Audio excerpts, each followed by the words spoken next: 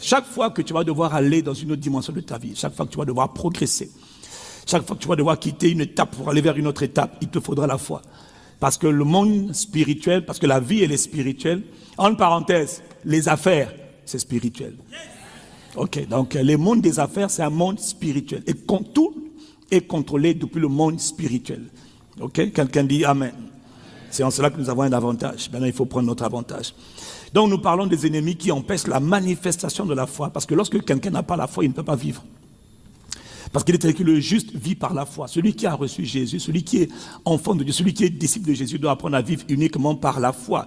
Et comme Satan sait que tout est possible à celui qui a la foi, comme Satan sait que Jésus a déjà dit que tout est possible à celui qui a la foi. Il dit, si vous aviez de la foi comme un grain de moutarde, vous parleriez à cette montagne, vous commanderiez aux circonstances, vous parleriez aux situations, elles vous obéiraient. Rien ne te serait impossible si seulement tu avais la foi. Si ta foi est en place, si ta foi elle est debout, si ta foi elle est vivante, voilà pourquoi la foi doit être vivante.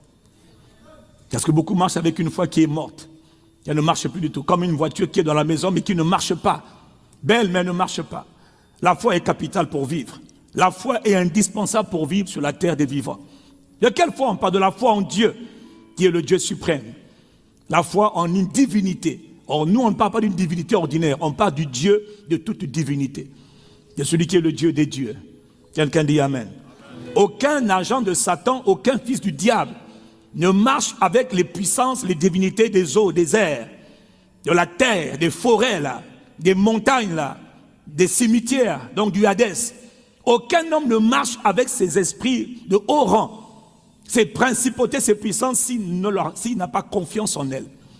Un homme qui marche avec Dieu doit apprendre à avoir confiance en Dieu. Ça s'appelle la foi. Doit apprendre à croire en Dieu, ça s'appelle la foi. Doit apprendre à s'attendre à Dieu, ça s'appelle la foi. La foi est indispensable. Parce que Dieu ne travaille qu'avec ceux qui ont la foi, ceux qui lui font confiance. Il faut que tu apprennes à faire confiance au Dieu vivant avec qui tu marches. Est-ce que tu marches avec Dieu? Si c'est oui, tu dois apprendre à le connaître pour lui faire confiance. La foi vient de ce qu'on entend. Il faut que tu entendes ce que Dieu dit et que tu fasses ce que Dieu dit. Donc la clé, c'est vraiment entendre ce que Dieu a dit.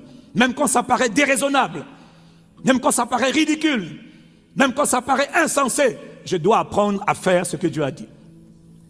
Quelqu'un dit Amen. Quelqu'un dit un bon Amen. Personne ne marche avec Dieu sans lui faire confiance. Voilà pourquoi nous avons parlé des ennemis de la foi. Parce que Satan connaît tellement la puissance de la foi, la puissance de la foi. Quand un homme devient un homme, une femme de foi, hey, la foi.